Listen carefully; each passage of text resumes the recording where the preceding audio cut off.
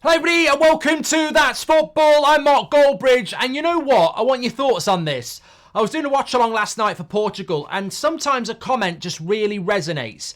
And somebody in the live chat said, let's be honest, the English players in this tournament, their attitude is a disgrace. And I thought, for a moment, that's a bit harsh. And then I thought, actually, we're just too scared to say it. It is. It's an absolute disgrace. The way they speak about their fans is an absolute joke, to be honest with you. And I know we saw it with Bellingham on Sunday, but Kane did it the week before. And there is this real danger. And I think England need to do something about it this week.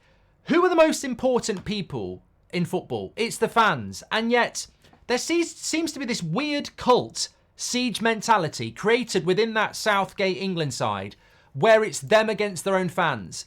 And they talk about the pressure of playing for England. And they talk about the external noise and how it gets to them. And I think, you know what? Elite footballers do not let those sort of things bother them, because they appreciate that actual criticism is based on you not playing badly. It's not people saying you're an individual who's a total waste of time and shouldn't be wearing an England shirt. Most of it is, we are an embarrassment to this tournament. The manager hasn't got a clue what he's doing, and it's impacting good players. And I think we saw it again last night with Portugal, how Martinez refuses to take a certain selection of players off, even when they're playing badly, because nepotism is ruining a nation that actually has got some really good players that can come on, change the game when other players aren't playing well. And we see that with Southgate as well, who no doubt has delivered one of the worst England performances in a major tournament with one of the best squads we've ever had. But there is this problem within the England team where players want to come out and slate their own fans in this weird obsession with the manager, totally and utterly not reading the room, that they're not playing well, that the team is an embarrassment, and yet anybody calling them out is actually the problem. It's weird. It's really weird. And I suppose the escalation point from the likes of, you know, Shearer and Lineker and Neville and every other mainstream outlet that have said England haven't been very good, and obviously some of the players have took offence at that, is that, well, the next step up is to say, well, okay, you don't agree with us, but what is it you're actually doing then? Who are you trying to win this tournament for? Yourselves, so you can go up yours to the nation? I mean, I think they're losing.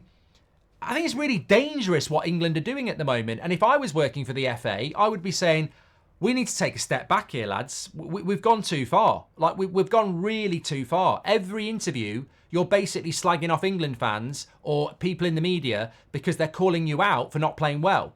The only person who's actually had any empathy from the media and from England fans is Anthony Gordon, who's been completely frozen out, funnily enough, by Gareth Southgate. It was Anthony Gordon last Thursday in an interview who said, I see the negative comments as a positive, because they're basically saying that we're not playing well and we can play better, which to me is a positive because it shows that they do rate us, we're just not playing well.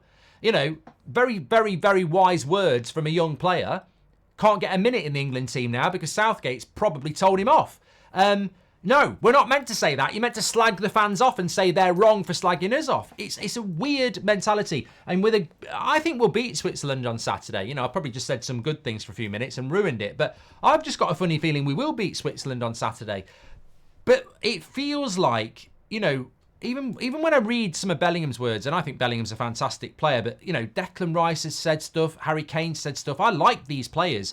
But it's almost like they're brainwashed. It's almost like they see, you know, criticism as the enemy, and they've got locked into this.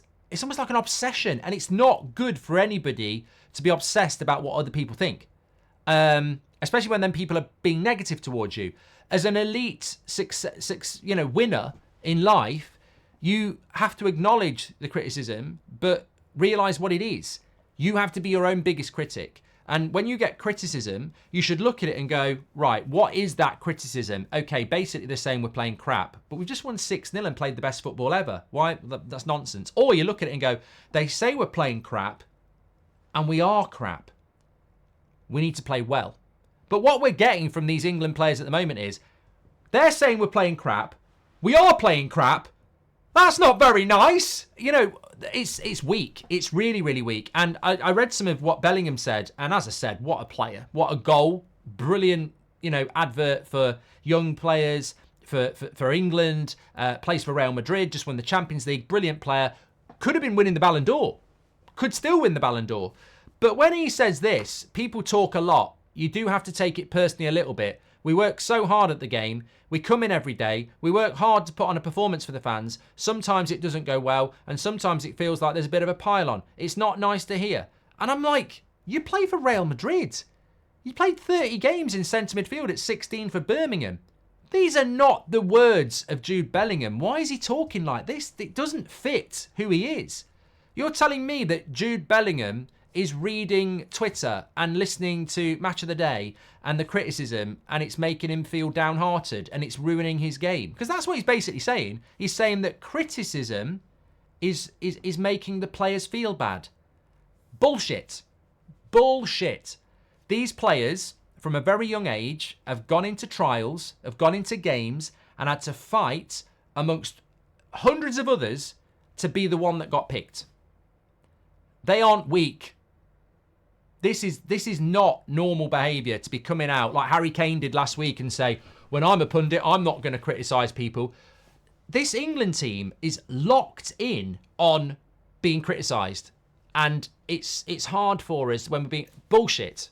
No professional footballer wakes up in the morning, reads criticism and goes, that's going to impact me. Oh, that's not why they are where they are. They're elite players. So why has this England team become so locked in on criticism, and also valid criticism, to the point where their reaction publicly is weird and actually is a disgrace? You should not be coming out, calling out your fans and saying, yeah, we've given them a bit back now because we scored a goal late on. The fans are there to support their country. You play for your country. You are not playing well. There are 25 of you representing England and a manager managing England. There are multiple other players that could have been called up, and there are multiple other managers that could manage us. You are performing badly in an England shirt. We have a right to say you are playing badly and this manager shouldn't be here, or he should be doing this, or they should be coming off. Criticising England for playing badly should not be criticised by the players after a match or before a match. You are in a privileged position that you have earned, but you are there because you are good. Play good and you will be praised. It is as simple as that.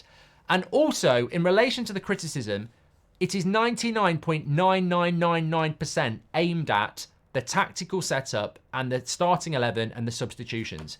And if Gareth Southgate is going to keep the players on the pitch that are playing shit and ignore players that deserve a chance, then criticism is going to be rife.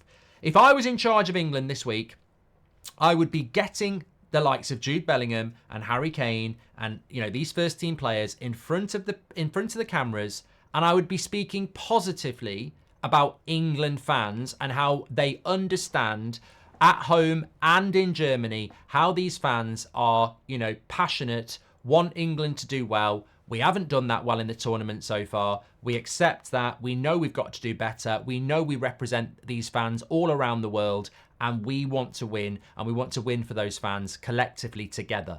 I don't want to hear stuff about, the criticism. The fans in the ground are okay, but the fans outside aren't. I don't know where this has all come from. I've heard of siege mentalities, but you take your fans into that siege mentality, and it's everybody else you don't listen to. It's worrying. It's worrying how they are putting comments out about basically admitting that they are struggling with criticism.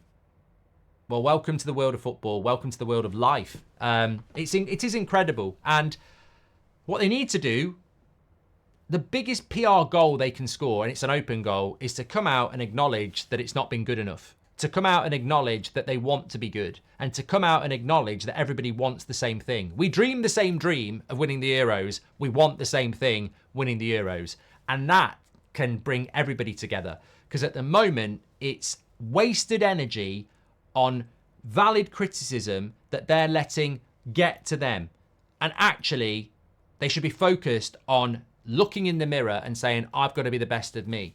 But that might not even be enough, because you've got a manager that will keep Kyle Walker on for 120 minutes when we're attacking down the right-hand side, and you've got the best right back in the world for putting crosses in Trent, not getting on.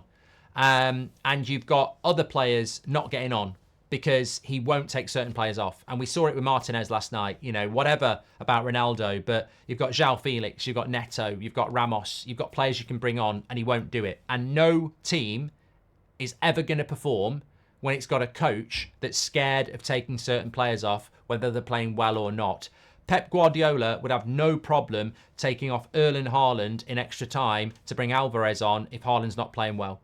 And Jurgen Klopp never had a problem taking Mo Salah off and bringing somebody else on in the second half if Salah wasn't having a good game. But you've got Martinez and Southgate, who basically make it very obvious that no matter how badly certain players play, he won't take them off. And that's not good coaching. That's just having a bloody laugh. And it's at everyone else's expense.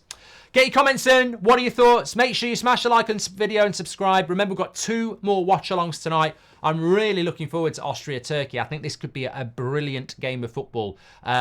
Also, Netherlands against Romania. Can Romania pull off what a lot of people think they can? A major shock. Get involved. Get your comments in. I'll speak to you on the next one.